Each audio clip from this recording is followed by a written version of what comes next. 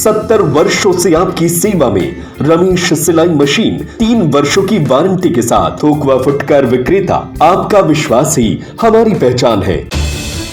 धन्य है सरकारी सिस्टम, धन्य है निर्माण कार्य करने वाले और धन्य है ऐसे जिम्मेदार जो शायद आंखों पर पट्टी बांधकर निरीक्षण करते हैं।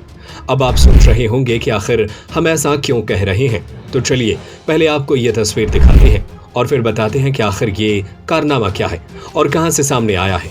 आपको नजर आने वाली ये तस्वीरें एसडीएम बिल्डिंग की है, जिसे 1,31,00,000 रुपए की लागत से तैयार किया गया था, जो हरदा जिले में बनाई गई थी। इसे बनाए हुए कोई बहुत ज्यादा समय नहीं बीता है, बल्कि महज 1 साल ही हुआ है, लेकिन साल भर बाद ही इसमें जगह जगह दरारें आ गई हैं।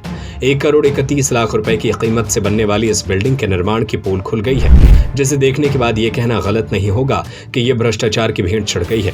साथ ही दरारें बढ़ने से खतरा भी बढ़ गया है। इस बिल्डिंग में 6 से 8 इंच तक की दरारें हैं। फिलहाल मामले में कलेक्टर ने कार्रवाई की बात कही है।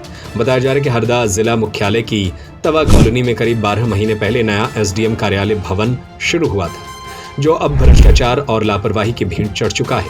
साथ ही हादसे की आशंका भी बनी हुई है। भवन के दोनों किनारों और पिछले हिस्सों में स्ट्रक्चरल जोड़ खुल गए हैं।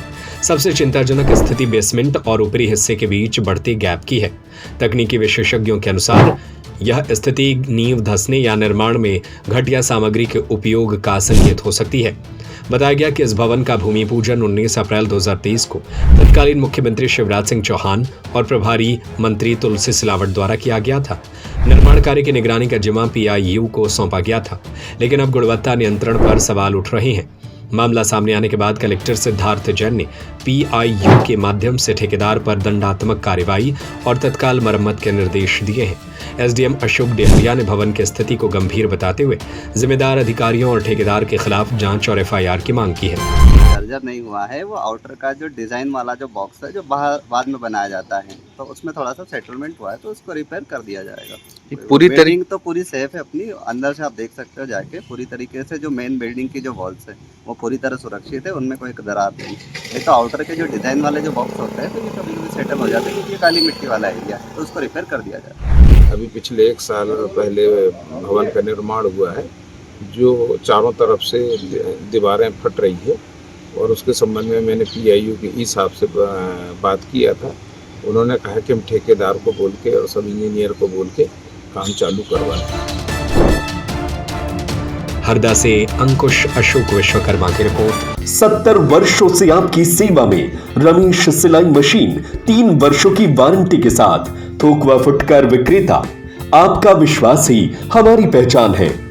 सिलाई मशीन की मोटर रिपेयरिंग एवं सभी प्रकार के पार्ट्स उपलब्ध हैं। रमेश की नकली मशीनों से सावधान। बाजार में हमसे मिलते जुलते नामों को ओरिजिनल बताकर नकली मशीनें बेची जा रही है।